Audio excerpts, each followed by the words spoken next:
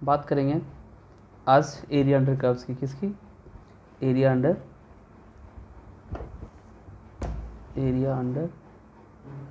Curve. तो इसमें एक कंसेप्ट बस याद रखो, इंटीग्रेशन, डेफिनेट इंटीग्रेशन का मतलब ही क्या था।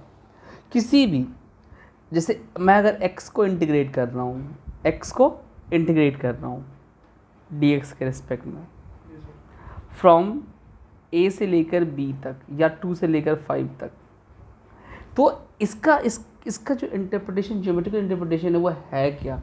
इसका मतलब है कि आपको x का ग्राफ थोड़ा सा नॉलेज होना चाहिए। आपको पता है x का ग्राफ ऐसा होता है, राइट? ये y इक्वल टू एक्स है, राइट? और अगर आपको इंटीग्रेट करना है 2 से लेकर 5 तक, 2 से लेकर 5 तक, तो आपको ये क्या देगा? आपको देगा ये यहाँ से लेकर यहाँ तक का एरिया। समझ में आया? फॉर एग्जांपल के लिए मेरे पास इसका वेरिफिकेशन है, मैं वेरीफाई कर देता हूँ आपको।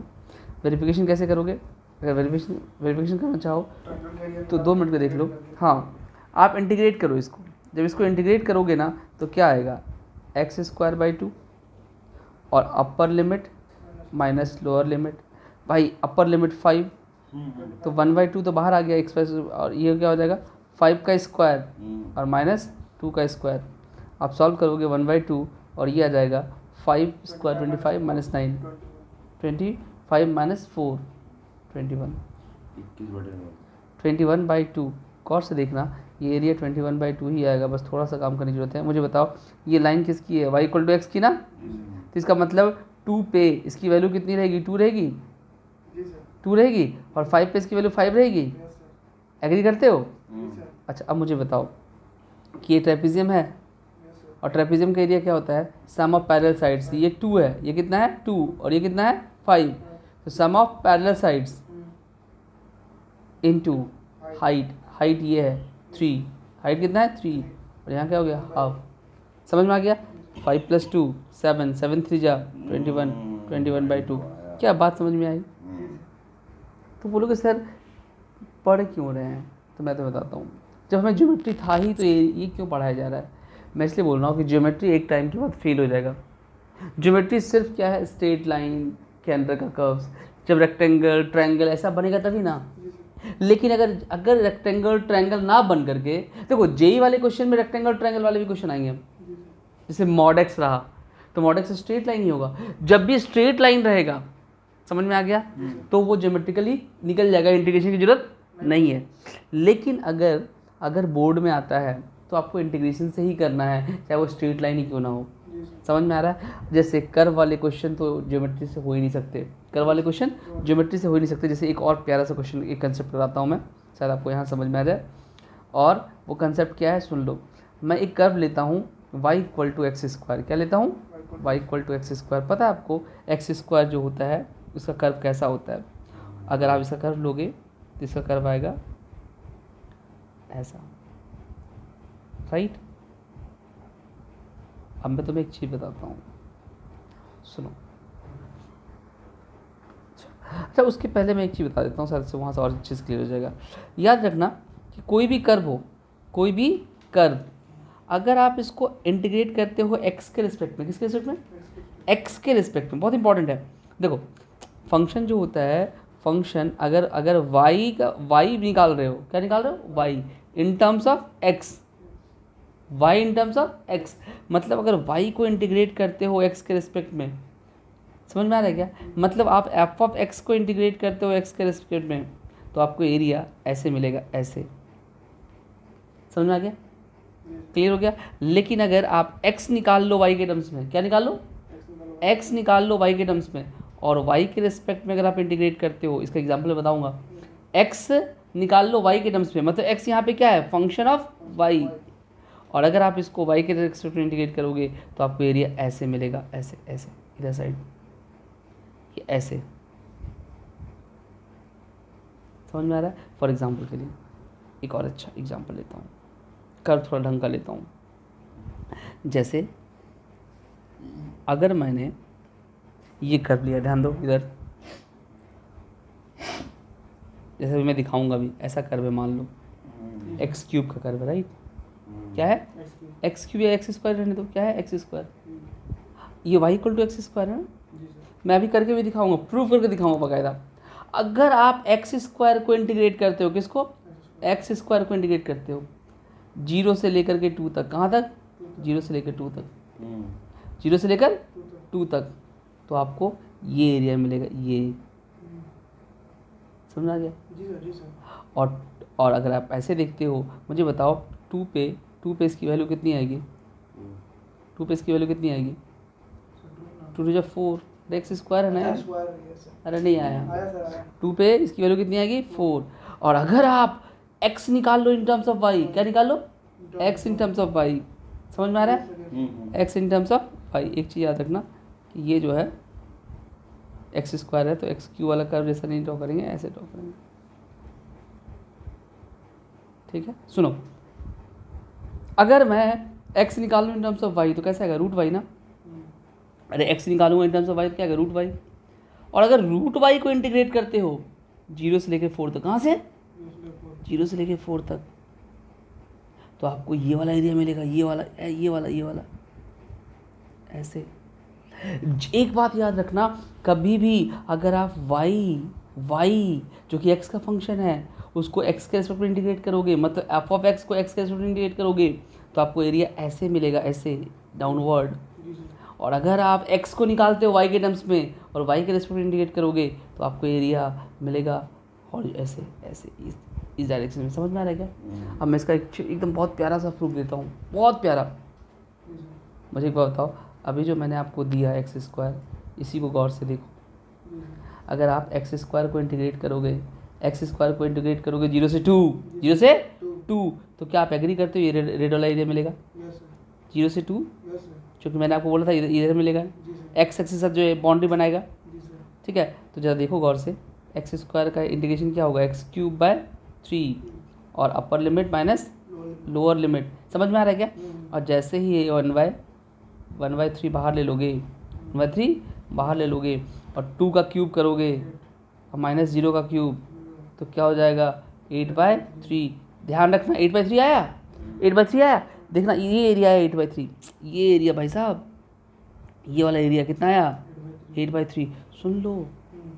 और अब मैं ये एरिया निकालूंगा, ग्रीन वाला, क्या निकालूंगा, ग्रीन वाला, कौन देगा, ये देगा ना, ये देगा, जरा निकाल के देखना। रूट वाई का इंटीग्रेशन क्या होता है, रूट वाई का सर y का power 1/2 plus 1 by half plus 1, y का पावर 1/2, इसको इंटीग्रेट करना है, राइट। अरे भाई अच्छा, डी वाई के रिस्पेक्ट में होगा, डी एक्स के रिस्पेक्ट में नहीं होगा, डी वाई के रिस्पेक्ट में, ये डी एक्स के रिस्पेक्ट में, ठीक है ना।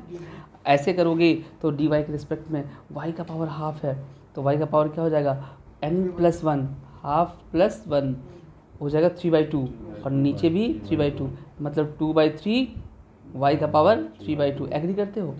तो गाइज इसका इंटीग्रेशन हो जाएगा 2/3 बाहर और y का power 3/2, upper limit minus lower limit, upper limit कितना है 4, जरा 4 रख के देखो, जैसे 4 रखोगे, सुनो ना, जैसे 4 रखोगे तो 4 ये एक्चुअली y का पावर 2/3 का मतलब पता है क्या होता है, y का पावर 3/2 का मतलब होता है एक तरह से y क्यूब का अंडर रूट, नहीं जमका, अरे y का पावर 3/2 है, 3/2 बाई 2 का मतलब होता है स्क्वायर रूट और y क्यूब, सुना ना, ये क्लियर हो रहा है क्या।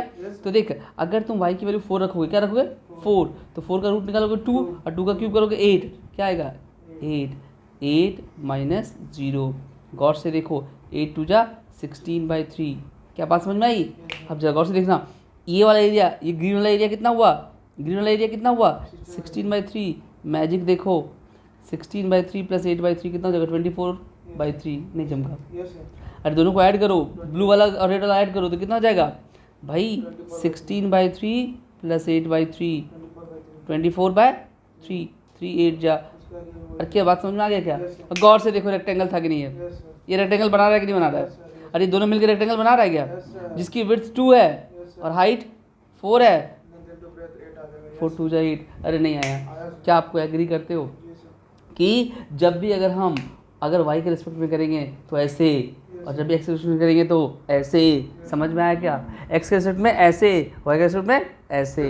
अगर y = x का रहेगा तो आप गाइस अब देखो, अब ये रहा कि सर यूज़ कौन सा करेंगे, कौन सा यूज़ करेंगे, क्या मुझे कब बेनिफिशियल होगा y को लिखना x के टर्म्स में और फिर इंटीग्रेट करना, और कब x को लिखना रहेगा y के टर्म्स में और dy के रिस्पेक्ट में, ये कब करेंगे और ये कब करेंगे। तो देखो अपना अपना क्वेश्चन है, क्वेश्चन पे डिपेंड करता है, क्वेश्चन पे डिपेंड करता है। फॉर एग्जांपल के लिए अगर क्वेश्चन में कुछ ऐसा रहा जैसे कि ये और इसके बीच का एरिया बताओ, एक लाइन रहा और बोलेगा इस ये वाला एरिया बताओ। नंबर लाइन पे बताया ना सर कि ये कहाँ तक है वो कहाँ तक है। मान लो ये एरिया निकालना था, वो दिया रहेगा, टेंशन ना लो, वो सब कुछ दिया रहेगा बाउंड्री। अब ये एरिया निकालना हुआ, अब इस एरिया को निकालना हुआ तो कितना अच्छा है ना, लाइन को इंटीग्रेट कर दो यहाँ से लेके यहाँ तक, और ये जो पैरा हैपर वो ये इलिप्स है उसको इंटीग्रेट कर दो यहाँ से लेकर यहाँ तक, यहाँ से लेकर यहाँ तक। तो आपको ऐसे करोगे तो अच्छा रहेगा ना, तो ये वाला लिखोगे ना, ये वाला करना अच्छा रहेगा। ऐसे भी तो समझ में आ रहा है क्या। अच्छा ऐसे करोगे तो क्या क्या मिलेगा, इसको इंटीग्रेट करोगे तो ये वाला एरिया मिलेगा ना ढक्कन। या तो एक तरीका ये है कि ये वाला एरिया निकाल लो, ये वाला एरिया निकाल लो पहले, और इस पूरे में से इस क्वार्टर में से इसको माइनस कर दो। तो आपको क्वेश्चन देख के मालूम चल जाएगा, मैं आपको क्वेश्चन कराऊंगा समझ में आ जाएगा कि कब तुम्हें ये करना है और कब तुम्हें ये करना है। अभी क्वेश्चन लूँगा मैं इसके ऊपर, ठीक है, क्लियर हो गया क्या। उसके हाँ, अब क्वेश्चन बनाने से पहले आपको थोड़ा सा रफ आइडिया होना चाहिए कुछ कुछ ग्राफ का। जैसे पहला चीज़ आपको पता होना चाहिए कि x² + y² = r² represent a circle. क्या रिप्रेजेंट करता है, सर्कल। जब तक ये छोटी छोटी बातें नहीं पता होगी आपसे ये क्वेश्चन नहीं निकलेगा, बोर्ड में बहुत इंपॉर्टेंट है ये क्वेश्चन, इस टाइप के आते हैं रेगुलर फिगर, राइट, ठीक है। x² + y² = r², ये आपको पता है क्या होता है, एक सर्कल होता है जिसका रेडियस r है और इसका सेंटर ओरिजिन है, x² + y² = r², एक सर्कल है जिसका सेंटर ओरिजिन है और रेडियस r है। फॉर एग्जांपल के लिए अगर मैं आपको बोलूँ x² + y² = 16, इसका मतलब है एक सर्कल जिसका सेंटर ओरिजिन है और रेडियस 4 है। रेडियस कितना है, 4 है। समझ में आ गया पहली चीज़। दूसरी बात, सर्कल में ही अगर x को रिप्लेस कर दें x माइनस समथिंग से और प्लस y² = r², इसका मतलब है कि आपका सर्कल खिसक गया है, ओरिजिन पे नहीं है। रेडियस तो अभी भी आ रहा है, लेकिन सेंटर जो है वो अब a,0 है। समझ में आ गया। जनरल इक्वेशन ऑफ सर्कल क्या होता है, सुन लो। जनरल इक्वेशन सर्कल होता है, देखो इस फॉर्म में वो होता है, सही बात है, इस फॉर्म में x - k या x - h का whole square plus y - k का होल स्क्वायर = r², जहाँ h के क्या होता है, सेंटर, और r क्या होता है, रेडियस। समझ में आ गया। अब जैसे मान लो x - a का होल स्क्वायर हो गया, इसका मतलब इसका सेंटर पता कहाँ चला, यहाँ 0 है ना, यहाँ तो y - 0 है, इसका मतलब इसका सेंटर पता कहाँ चला गया, a,0 मतलब यहाँ a पे। समझा गया, यहाँ सेंटर और रेडियस r। समझ में आ रहा है क्या, क्लियर है। ये चला गया यहाँ सेंटर, समझ में आ गया क्या। यहाँ पे भी कुछ होता तो क्लियर, 0 ना होता। हाँ। तो जैसे अगर मान लो ऐसा होता x - a का whole square plus y - a का होल स्क्वायर = r², तो इसका सेंटर चला जाता a, मतलब a, यहाँ चला जाता। समझ में आ गया, और सर्कल ऐसा हो जाता। समझ में आ गया। और अगर मैं ऐसा ले लूँ, सुनो, इसको भी a² ले लूँ, क्या ले लूँ, a²। तो जरा गौर से देखना, अगर मैंने बोला कि x - a का होल स्क्वायर y - a का होल स्क्वायर = a², मतलब रेडियस भी a है और शिफ्ट भी a हुआ है। इसका मतलब सर्कल पता कैसा होगा, सर्कल का सेंटर तो a, a पे होगा और ये दोनों को टच करके जाएगा सिर्फ। ये आपको बेसिक्स आइडिया होने चाहिए, नहीं तो डायग्राम नहीं बनेगा तो दिक्कत होगी। ये भी अगर समझा हो क्या? जाएगा तो क्या होगा, ये भी अगर ये हो गया तो रेडियस भी ये हो जाएगा ना।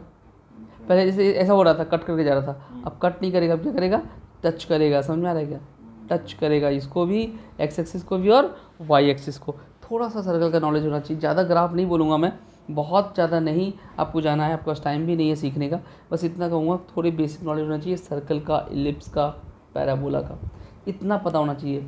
सर्कल का, इलिप्स का और पैराबोला का। सर्कल का सिंपल रहेगा x square plus y square equal to r square, जो सेंटर ऑरिजिन रहेगा।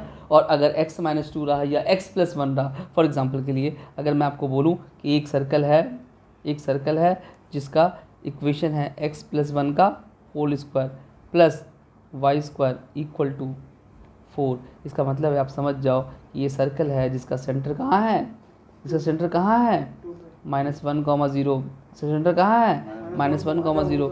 यहाँ माइनस x -1 होता तो 1 होता, x प्लस 1 है तो कहाँ सेंटर होगा -1,0 और रेडियस कितना होगा 2, क्योंकि ये 2 का स्क्वायर है, ये क्या है 2 का स्क्वायर।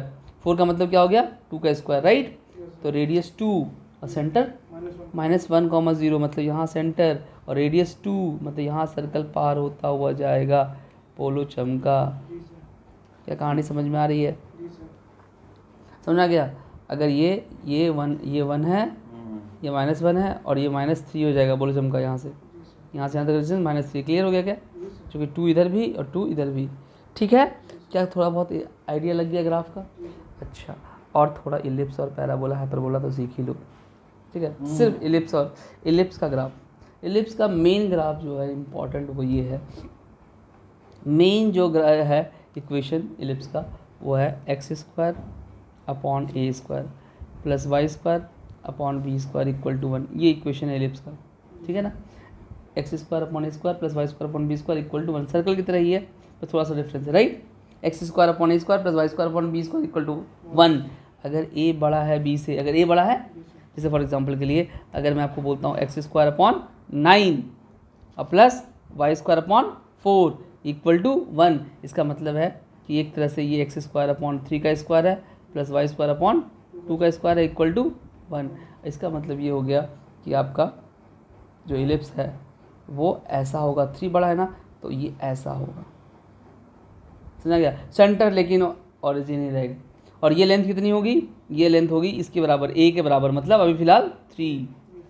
और ये लेंथ होगी 2 के बराबर, मतलब ये जो पॉइंट होगा वो 0,2 होगा बोलो चमका।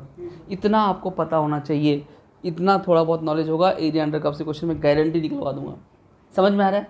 उसके बाद अगर उल्टा होता, अगर ये उल्टा होता, फॉर एग्जांपल के लिए अगर ये ऐसा होता कि रूट में आया था, रूट में, तो रूट में कोई दिक्कत नहीं है। आसपास में ही खींच देता। अरे भाई जैसे मान लो, तो वो भी देख लेंगे। वैसे अगर मान लो ऐसा उल्टा होता, बस देखना है बड़ा कौन है छोटा कौन है। जैसे x² बाई 4 होता और प्लस y² बाई 9 होता और इक्वल टू 1 होता, तो भाई इस बार तो y के नीचे बड़ा हो गया ना। इसका मतलब है इस बार का इलिप्स होगा वो ऐसा होगा, वर्टिकल इलिप्स होंगे। और इस बार ये 3 होगा, ये 3 का स्क्वायर है ना, तो ये 0,3 होगा और ये जो होगा वो 0,2 होगा। और ये समझ में आ रहा होगा कि 2,0 होगा, 2,0 और ये क्या होगा -2,0 और ये 0,-3। समझ में आ रहा है क्या? इतनी बातें समझ में आ रही है क्या? ग्राफ प्लॉट करना आ रहा है? इतना क्लियर हो गया। अब तू भाई बोला रूट होगा, 5 ले ले, ठीक है, √5 का स्क्वायर हो जाएगा, √5 का स्क्वायर हो जाएगा, √5 का स्क्वायर हो गया ये ना, और ये 3 का स्क्वायर हो गया, तो √5 तो 3 से छोटा है ये ना। अरे नहीं है, समझ में आ गया? उसका टेंशन ना लो, यहाँ तक समझ में आ गया क्या? बस आपको ये देखना है कि x के नीचे बड़ा है या y के नीचे बड़ा है, एलिप्स हॉरिजॉन्टल है कि वर्टिकल है। समझ में आ गया? और गाइज ये एलिप्स हो गया। अब पैराबोला का सिंपल 4 ही चीज़ रहेगा। इक्वेशन तो ये है पैराबोला का, y equal to y² equal to 4ax, ये जनरल फॉर्म है। ये क्या है? जनरल फॉर्म है। अगर y पे स्क्वायर है और 8x आ गया, इसका मतलब है y² इक्वल टू 4 × 2 × x है। ये सब छोड़ो, मुझे इससे मतलब नहीं है, ए से मतलब ही नहीं है अपन को इतना देखना है y पे स्क्वायर है और x लीनियर है। इसका मतलब है कि पैराबोला हमारा y पे स्क्वायर है, तो ऐसे जाएगा। समझा गया? और अगर यही y² इक्वल टू -8x होता, अपोजिट साइन होता तो पैराबोला ऐसे जाता, ऐसे उल्टा। समझ में आ गया? y पे स्क्वायर होना चाहिए, अगर y पे स्क्वायर है तो हॉरिजॉन्टल बनेगा। समझ आ गया? ये जब दोनों सेम साइन रहेगा, y² इक्वल टू 8x और ये y² इक्वल टू -8x। समझ में आ गया? पक्का आ गया। लेकिन अगर उल्टा रहा, x पे स्क्वायर रहा, क्या रहा? x पे स्क्वायर रहा। अगर एक्स पे स्क्वायर रहा, like x square equal to 4ay, like x square equal to 8y या 6y या 4y, जो भी रहा, तो इस केस में एक्स पे स्क्वायर है भाई। ऐसे भी पता है y equal to x square का ग्राफ कैसा होता है, ऐसा होगा, समझा गया। और अगर एक्स स्क्वायर माइनस में रहा, क्या रहा, साइन अपोजिट रहा, तो नीचे से जाएगा। इतनी सी बात अगर आपको पता है तो मैं आपको कोई भी क्वेश्चन करवा दूंगा। बस पैराबोला का सिंपल ग्राफ, एलिप्स का सिंपल ग्राफ और सर्कल का। सर्कल बहुत इंपॉर्टेंट है, सर्कल में शिफ्टेड वर्जन आता है, इस समय शिफ्टेड वर्जन तो आएगा भी नहीं, इसमें तो शिफ्टेड वर्जन भी नहीं रहेगा, सर्कल में शिफ्टेड वर्जन रहेगा। सर्कल को शिफ्ट करना आना चाहिए। इतना अगर क्लियर है तो मैं गारंटी देता हूँ कि आपके एरिया अंडर कर्व्स के क्वेश्चन कंफर्म हो गए। और एक में तो ग्राफ की ज़रूरत भी नहीं है, खासकर ट्रायंगल वाले में, वो अक्सर आता है बोर्ड में, समझाना 12th बोर्ड में, यही में आता है। ठीक है। मेंस में बताऊंगा, मेंस में थोड़ा सोचने वाला क्वेश्चन आएगा, समझाना, ऐसे नहीं आएगा रेडीमेड, ठीक है। बताऊंगा जे की भी क्वेश्चन बताऊंगा, बहुत प्यारे क्वेश्चन आते हैं, मॉड वोड वाला आता है, मॉड ऑफ ये लगा करके, ठीक है ना, उसमें थोड़ा रहता है थिंकिंग स्किल्स। अब मैं बात करता हूँ क्वेश्चंस की। गाइज, जिस तरह से किसी भी सर्कल का एरिया किस पे डिपेंड करता है, रेडियस पे। किस पे, रेडियस पे। चाहे सर्कल कहीं भी चला जाए उठ करके, सर्कल का साइज सेम रहेगा, इसलिए इसका एरिया क्या होता है, पाई आर स्क्वायर। क्या होता है, पाई आर स्क्वायर। समझ में आ गया।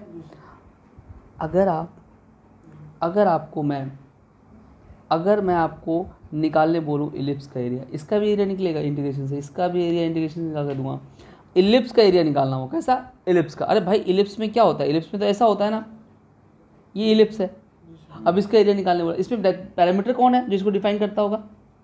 भाई किसी इलिप्स का इक्वेशन क्या होता है, x square upon a square plus y square upon b square equal to 1। अगर मैं बोलूँ इस इलिप्स का एरिया निकालो, क्या निकालो, एरिया, जो इसका इक्वेशन ये है, तो भाई इसके पैरामीटर कौन है, कौन डिसाइड कर रहा है इसको कि इतना बड़ा इतना छोटा होगा, ए और बी। अरे एक्स और वाई तो वेरिएबल है ना यार। जैसे सर्कल में कौन डिसाइड करता है, रेडियस, वैसे ही सर यहाँ पे कौन डिसाइड करेगा, ए और बी। ए जितना बड़ा उतना बड़ा ये, और जितना बी बड़ा उतना इधर से बड़ा। नहीं आया, समझ में आ रहा है क्या।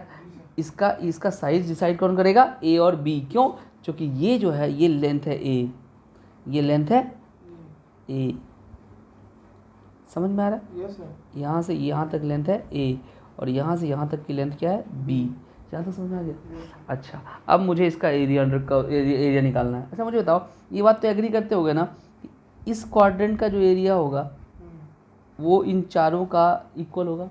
मतलब जो एरिया ये होगा, मतलब जो एरिया ये होगा वही एरिया ये होगा, यस सर। वही एरिया ये होगा, और वही एरिया ये होगा। तो भाई चारों का ना निकाल करके, एक क्वाड्रेंट का निकाल कर 4 से मल्टीप्लाई कर दूँ, कोई दिक्कत। No sir. अरे नहीं आया, नो सर। क्लियर हो गया क्या। 4 से, सुन लो, एक का निकाल करके 4 से मल्टीप्लाई कर दूँ, कोई दिक्कत। तो मैं सिर्फ फोकस करूँगा अभी किस पे, अभी मैं फोकस करूँगा सिर्फ और सिर्फ फर्स्ट क्वाड्रेंट पे। किस पे, फर्स्ट क्वाड्रेंट पे, कि फर्स्ट क्वाड्रेंट में एरिया क्या होगा, ठीक है। तो एक बात बताओ, फर्स्ट क्वाड्रेंट में देखो, तुम दो तरीके से कर सकते हो। फर्स्ट क्वाड्रेंट में आप चाहो तो ऐसे भी निकाल सकते हो और ऐसे भी निकाल सकते हो। देखो अगर ऐसे निकाल रहे हो, ऐसे ऐसे ऐसे, तो आपको इंडिकेट करना पड़ेगा 0 से ए तक। कहाँ तक, 0 से ए तक। लेकिन कर्व का डेफिनेशन किस में, y in terms of x, y in terms of x। समझ में आ गया। तो अगर यहाँ से y निकालोगे भाई साहब, तो आपके पास इक्वेशन क्या है, x square upon a square plus y square upon b square equal to 1। अगर y निकालने जाओगे तो क्या आएगा, y square upon b square equal to 1 minus x square upon a square. Agree करते हो, पक्का एग्री करते हो।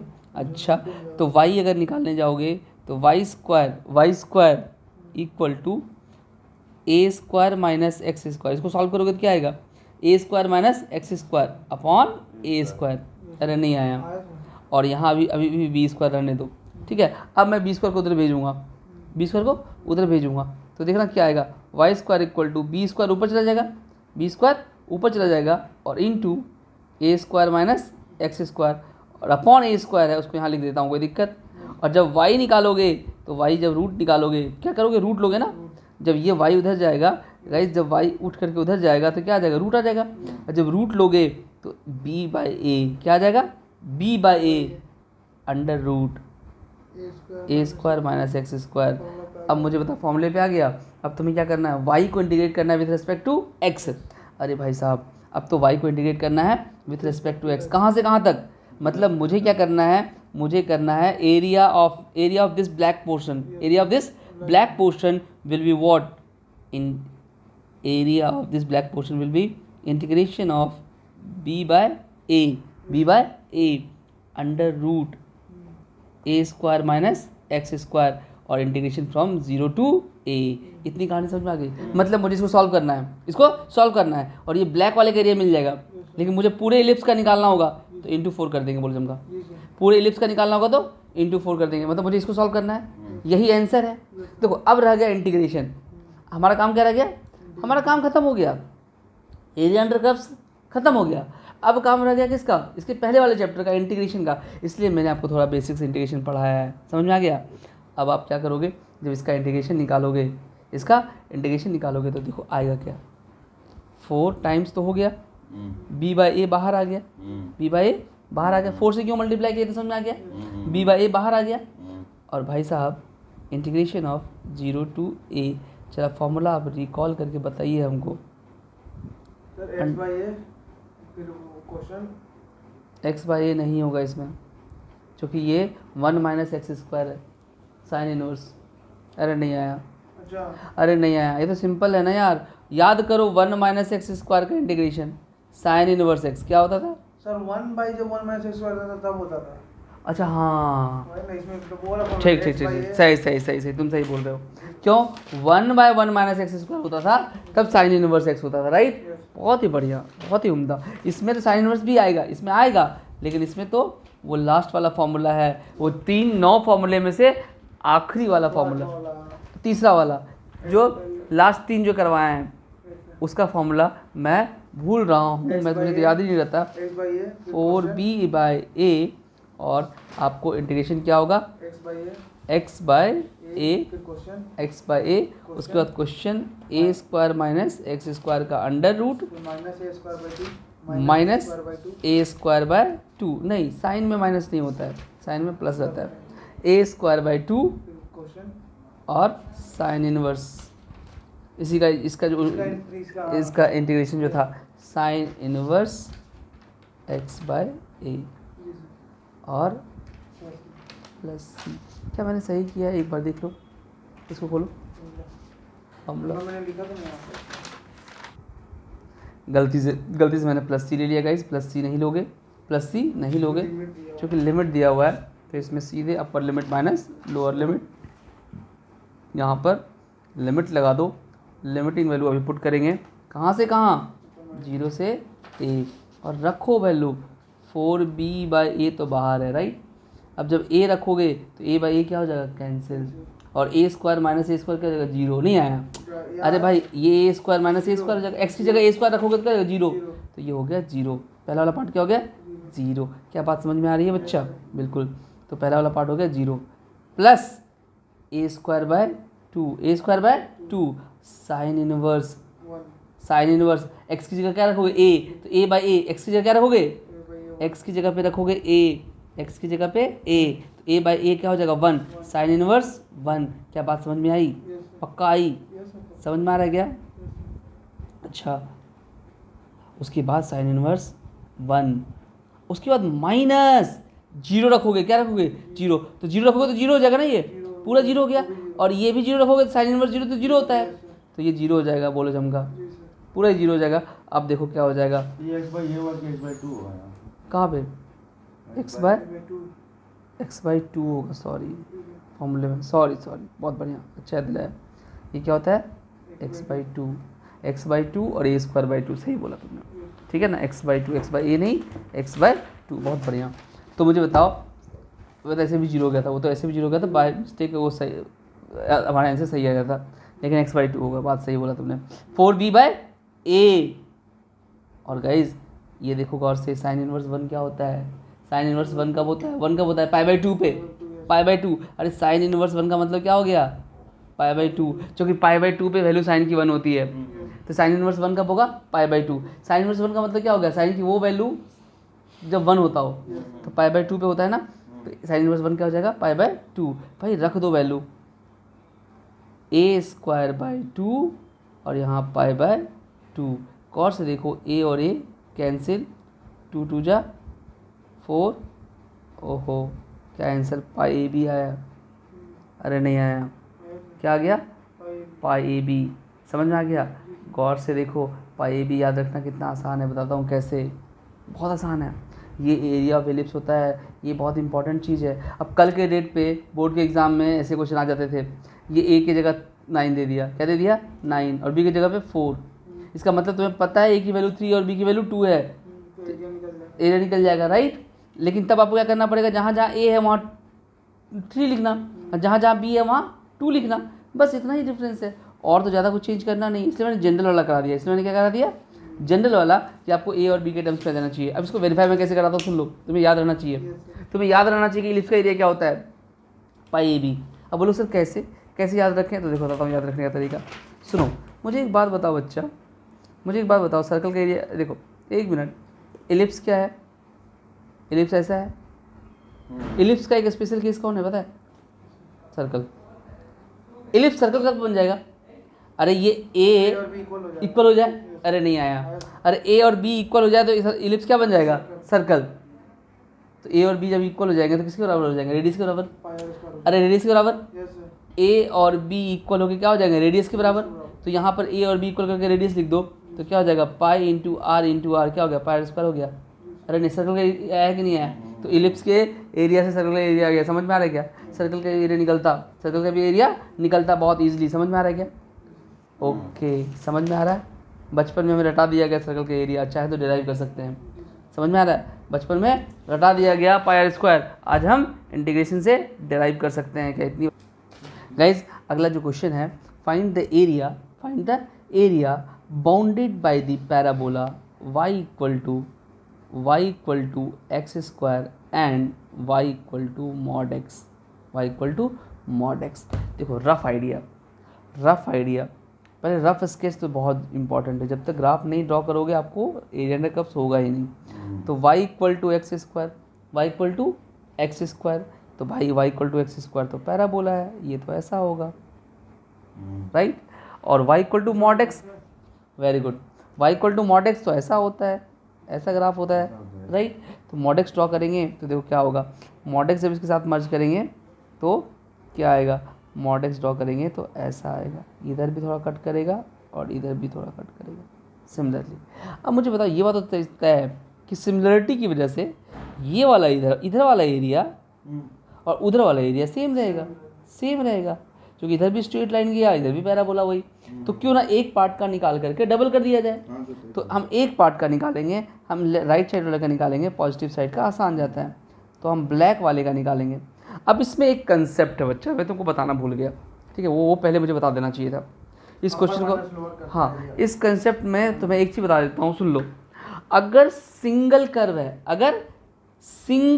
है जैसे एक्स स्क्वायर था, सिंगल कर्व है, तो अगर आप यहाँ से लेकर यहाँ तक, ए से लेकर बी तक इंटीग्रेट करोगे तो आपको ये एरिया मिलेगा, ठीक है, समझ में आ गया। लेकिन अगर मान लो कि मुझे निकालना हो एरिया अंडर टू कर्व्स, क्या टू कर्व्स, सुन लो इधर, अगर मान लो एक कर्व है ऐसा और दूसरा कर्व है ऐसा, और मुझे ये एरिया निकालना हुआ, समझ में आ गया। तो सीधी एक फंडा, ये वाला पॉइंट पहले पता करो। पहले क्या करोगे, ये पॉइंट पता करना कि कहाँ पे है, ये पॉइंट इंटरसेक्टिंग पॉइंट कहाँ पे है, ए, ये इंटरसेक्टिंग पॉइंट पता करना बी। समझ में आ गया। सबसे पहला काम क्या करना, दोनों कर्व को सॉल्व करना और इंटरसेक्टिंग पॉइंट पता करना। दोनों कर्व को सॉल्व कैसे करना वो बताऊंगा अभी। दोनों कर्व को सॉल्व करना और इंटरसेक्टिंग पॉइंट पता करना। और अब मुझे एक बात बताओ कि जब मैं ऊपर वाले कर्व को, जो ऊपर है, जो कर्व ऊपर है, उसको इंटीग्रेट करूंगा ए से लेके बी तक एक्स के टर्म्स में ला करके, जैसे y है, अगर ये मान लो y1 है, तो y1 को अगर x के टर्म्स में ला करके मैं इंटीग्रेट करूँ, y1 को इंटीग्रेट करूँगा x के टर्म्स में ला करके a से लेके b तक, तो क्या मुझे यहाँ से लेके यहाँ तक पूरा एरिया मिल जाएगा। समझ आ गया। और अगर इसमें मैं ये वाला एरिया माइनस कर दूँ, ये वाला ब्लू वाला एरिया माइनस कर दूँ तो क्या मेरा रिक्वायर्ड एरिया जो ब्लैक वाला है वो मिल जाएगा। समझा क्या? अब ये ब्लू वाला एरिया क्या होगा भाई, ब्लू वाला जो एरिया है, ब्लू वाले कर्व के नीचे आएगा, तो वो y2 मान लो। तो आप क्या करोगे, y2 को इंटीग्रेट करोगे a से लेकर b तक इंटू dx के फॉर्म में, राइट। आप इसको कंबाइन एक लाइन में आप लिख सकते हो कि क्यों ना डायरेक्ट आपको सिखा दिया जाए कि ऊपर वाला कर्व माइनस नीचे वाला कर्व का इंटीग्रेशन फ्रॉम ए से लेकर बी तक। आप इसको दिमाग में रखो, समझ में आ गया। जब भी दो कर्व के बीच का एरिया निकालना है तो ऊपर वाला कर्व माइनस नीचे वाला कर्व का area from intersecting point a to b. तो देखो ये इंपॉर्टेंट भी है, बहुत इंपॉर्टेंट क्वेश्चन है ये बोर्ड के हिसाब से, ठीक है। और जेई पॉइंट ऑफ व्यू से भी कंसेप्ट तो यहीं से डेवलप होते हैं, राइट। तो आपको करना क्या है, आपको अगर इसका एरिया निकालना है तो ऊपर कौन है भाई, ऊपर कौन है, ऊपर है लाइन। ऊपर कौन है, लाइन का मतलब हो गया मॉड फंक्शन। अच्छा, मॉड ऑफ एक्स का मतलब पता है क्या होता है, एक्स होता है। अगर पॉजिटिव में इधर की बात करें तो क्या है एक्स, और इसकी बात करें तो क्या है ये माइनस एक्स। इधर तो हम बात कर नहीं रहे हैं, हम पॉजिटिव साइड बात कर रहे हैं, इसलिए हम क्या करेंगे, हम मॉड एक्स की जगह पे क्या लिखेंगे, एक्स। तो एक्स माइनस ये y1 हो गया, ये मेरा क्या हो गया y1, ध्यान रखो ये मेरा y1 है x, y1 क्या हो गया x, और y2 मेरा क्या हो जाएगा एक्स स्क्वायर, क्या हो जाएगा एक्स स्क्वायर। तो हम क्या कर रहे हैं, x माइनस एक्स स्क्वायर का इंटीग्रेशन कहाँ से, यहाँ लिख दोगे, यहाँ लिख देना रिक्वायर्ड एरिया, क्या लिख दोगे रिक्वायर्ड एरिया, यहाँ लिख दो देयरफॉर रिक्वायर्ड एरिया। ज़्यादा टाइम पास नहीं, सीधे लिखोगे required area equal to x minus x square का इंटीग्रेशन फ्रॉम इंटरसेक्टिंग पॉइंट निकालना बाकी है। सबसे पहला काम तो यही करोगे, इंटरसेक्टिंग पॉइंट कैसे निकालोगे, ये क्या है x और ये क्या है एक्स स्क्वायर, और दोनों इंटरसेक्टिंग पॉइंट पे क्या होंगे इक्वल, क्या होंगे इक्वल।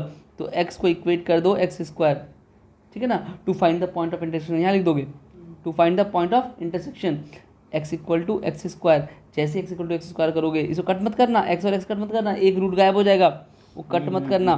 क्या करना, x square minus x equal to 0 या x minus x square equal to 0। अगर आपको ऐसे नहीं लिखना है, ऐसे लिखना है तो वो भी सेम है, x minus x square equal to 0। x common ले लोगे तो x minus 1 equal to 0, x की वैल्यू 0 और 1 आएगी। इसका मतलब इसका इंटरसेक्टिंग पॉइंट एक 0 है और एक यहाँ 1 है। बोलो चमका, मतलब आपको इसको इंटीग्रेट करना है 0 से लेकर के 1 तक, 0 से लेकर के 1 तक। मेरा काम ख़त्म हो गया। कितना आसान हो गया अब क्वेश्चन, क्योंकि x का इंटीग्रेशन सबको आता है एक्स स्क्वायर बाय 2, समझ में आ गया। और एक्स स्क्वायर का इंटीग्रेशन सबको आता है एक्स क्यूब बाय 3, और आपको upper limit minus lower limit रखना है। जब 1 रखोगे तो 1 का स्क्वायर 1/2, माइनस 1 रखोगे तो 1 का क्यूब 1/3, और माइनस जब 0 रखोगे तो 0 हो जाएगा। और इस तरह से 1/2 माइनस 1/3, 1/2 माइनस 1/3, एलसीएम 6, और 3 minus 2 equal to 1/6 square unit. क्या क्लियर हो गया, 2 से इंटू कर देंगे फिर, समझ में आ गया। हाँ, देयरफॉर रिक्वायर्ड एरिया को 2 से मल्टीप्लाई करना नहीं भूलोगे, पूरे टाइम स्टार्टिंग से ही कर लो, बहुत ही बढ़िया, ठीक है ना। 2 से मल्टीप्लाई कर लो, 2 से मल्टीप्लाई कर लो, 2 से मल्टीप्लाई कर लो, आंसर हो जाएगा 1/3। फाइनल आंसर क्या होगा 1/3 स्क्वायर यूनिट। समझ में आ गया क्या, क्रॉस चेक करो आंसर सही है। नहीं थे सारी क्वेश्चन, पता है उस समय का हम कैसे लेते थे, खाली केवल याद कर लेते x माइनस एक्स स्क्वायर करना, अगर केवल आ गया तो 2 से इंटू करना। हाँ, ये क्वेश्चन बहुत बड़ा है, कुछ लोग तो बस ये एक्सप्रेशन याद कर लेते हैं, एक्सप्रेशन याद कर लिए थे, ठीक है, आता था और उसके बाद ये आंसर तक तो याद रह जाता है बहुत लोगों को। ठीक है, क्या हो रहा है, अभी आपने अपर माइनस लोअर तरफ बताया था ना, तो अपर एक्स है ना भाई, ऊपर कौन है लाइन, और नीचे कौन है एक्स स्क्वायर, नहीं आया, क्लियर है क्या गाइस। क्वेश्चन है find the area bounded by the curve x square equal to 4y and x equal to 4y minus 2। ये स्ट्रेट लाइन आएगा, और ये तो तुमको दिख रहा है। स्ट्रेट लाइन का इक्वेशन सबको पता था, मैंने कराया नहीं तुम लोगों को। स्ट्रेट लाइन सबको पता है, लीनियर इक्वेशन जो रहेगा वो स्ट्रेट लाइन आएगा। तो भाई ये स्ट्रेट लाइन है और ये पैराबोला है। अब x पे स्क्वायर है, मतलब पैराबोला मेरा ऊपर की तरफ है, दोनों पॉजिटिव है, पैराबोला मेरा ऊपर की तरफ है, ठीक। और x square equal to 4y minus 2 अगर ड्रॉ करना हुआ, रफ स्केच देगा निकालोगे, अगर रफ स्केच ड्रॉ करोगे तो देखो रफ स्केच ड्रॉ करने के लिए तरीका बताता हूँ मैं। एक्चुअली में 2 पॉइंट्स पता कर लो, क्या कर लो, 2 पॉइंट्स पता कर लो। अगर y 0 हुआ, 1 मिनट, इसके पॉइंट्स पता कर लो, ठीक है ना, थोड़ा सा रफ स्केच ड्रॉ करने के लिए। अगर y 0 हुआ, तो x क्या होगा, -2। y 0 हुआ तो x -2। और अगर y 1 होगा, तो x 2 होगा, y 1 होगा तो x 2 होगा, y 1 होगा तो x 2 होगा। आप इसमें अच्छा x 0 भी ले सकते थे, x 0 तो कुछ भी ले सकते हो, बस रफ स्केच ड्रॉ कर लो। तो एक तो तुम्हारा 0, -2, 0, -2 का मतलब हो गया 0, -2, 0, -1, -2, x -2 है, y 0 है, यहाँ से पास करेगा। 1, 2, 1, 2 का मतलब x 2 है और ये 1 है। एक मिनट, अच्छे से ड्रॉ कर लो इस बार ग्राफ। ये मेरा है,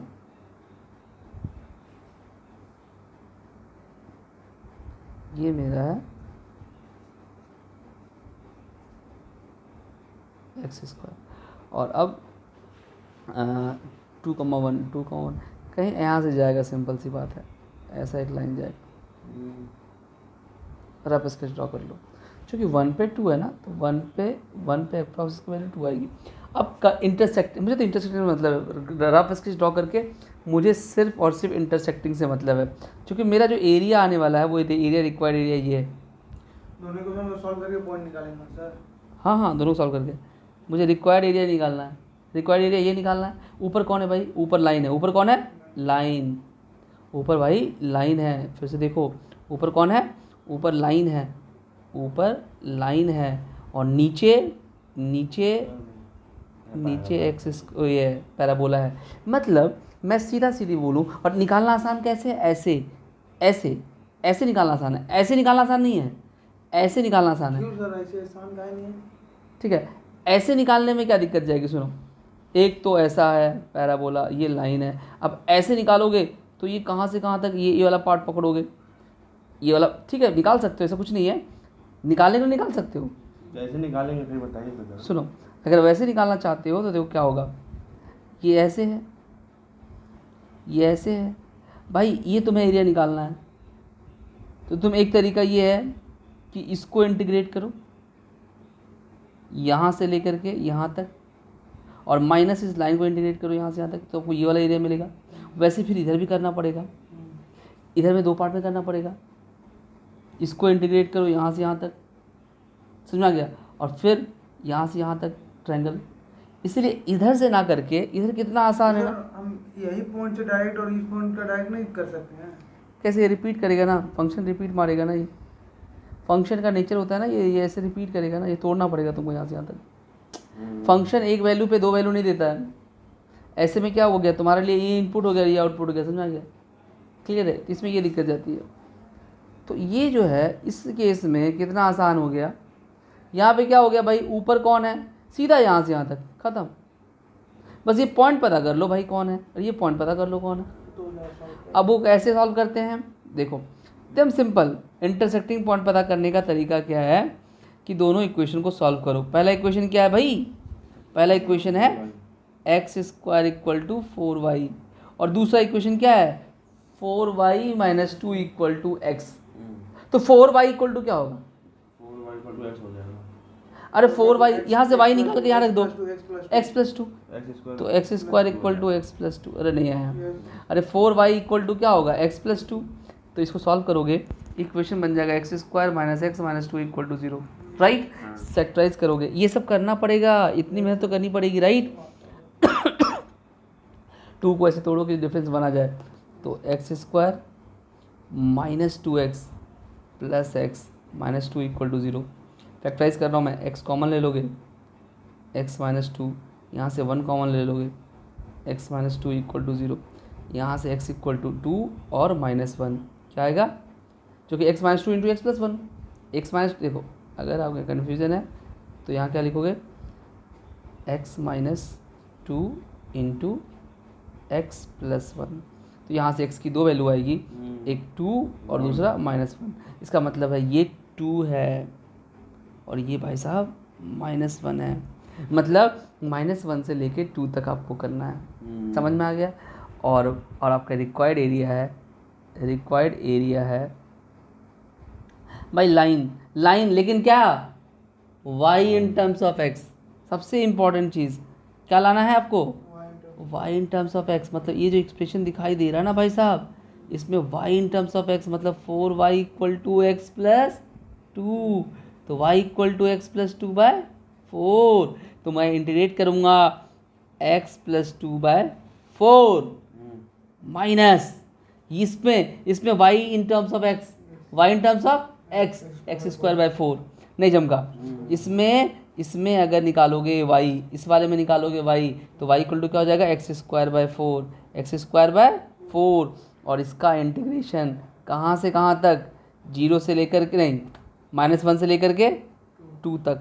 आपकी कहानी ख़त्म हो गई। ये कहानी था, यहाँ तक था एरिया अंडर कर्व्स। इसके बाद तो क्या है, इंटीग्रेशन। इसके बाद अगर मैं सॉल्व करूँ राइस की टर्म में आप निकालते तो यहाँ फिर फंक्शन अभी नहीं रिपीट हो रहा है, भाई जैसे कर रहे हैं तो कहाँ रिपीट हो रहा है। अरे ऐसे है ना भाई, तो रिपीट कहाँ हो रहा है। छोड़, कन्फ्यूज मत हो।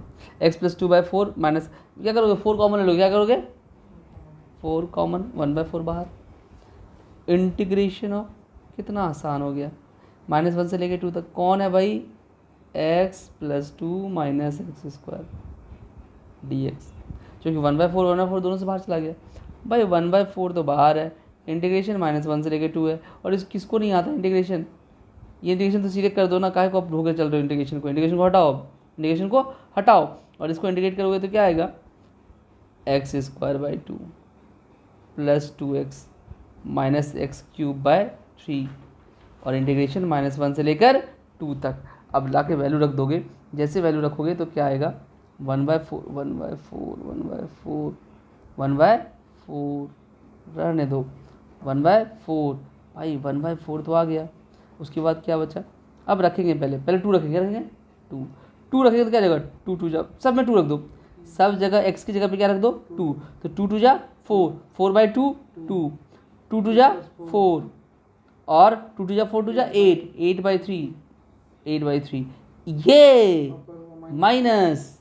अब सब जगह -1 रख दो, क्या रख दो, -1 का स्क्वायर 1/2 -2 और -1 का क्यूब -1 प्लस 1/3।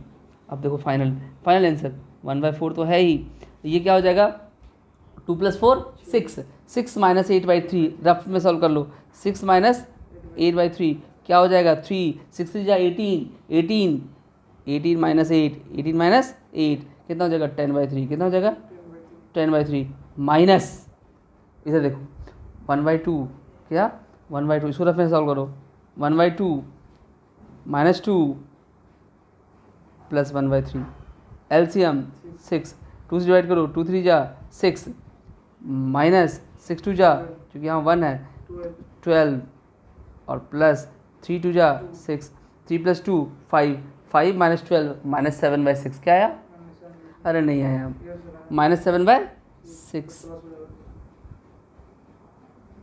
अब देखो क्या हो जाएगा, 1/4 × 10/3 + 7/6, 10/3 + 7/6, क्योंकि माइनस क्या हो गया प्लस। तो गाइज 1/4 × 6 एलसीएम और ये हो जाएगा 27/6, सही है ना, 3 2 जा 6 10 2 जा 20 27/6। तो आंसर हो गया 27/24। क्या हो गया, 27/24। चेक करो, 3 से कट कर जाएगा, 3 8 जा 3 9 जा 9/8 9/8 इज़ द फाइनल आंसर। देखो एक बार चेक करें, 9/8 इज़ द। अच्छा मैं अभी यहाँ स्टॉप कर रहा हूँ, इसके बाद कुछ और इंपॉर्टेंट क्वेश्चन मैं नेक्स्ट वीडियो में बना करके डाल दूँगा, ठीक है ना। बहुत इंपॉर्टेंट है, खासकर ट्रायंगल वाला एक क्वेश्चन है एनसीईआरटी में, आप चाहोगे तो देख सकते हो। उसमें क्या रहेगा कि 3 लाइन का इक्वेशन दिया रहेगा और बोलेगा इससे जो ट्रायंगल फॉर्म होगा उसका एरिया बताओ। 3 लाइन का इक्वेशन दे रखा होगा और बोलेगा उससे जो ट्रायंगल फॉर्म करेगा उसका एरिया बताओ। तो पहले उसमें पॉइंट फाइंड करेंगे, सारे पॉइंट्स इंटरसेक्टिंग पॉइंट पता करेंगे और फिर इंटीग्रेशन यूज़ करके एरिया अंडर कर्व्स निकाल लेंगे। तो बहुत सिंपल है, ठीक है। अभी इतना ही रहने देते हैं, फिर नेक्स्ट वीडियो में बनाता हूँ उसको, ठीक है।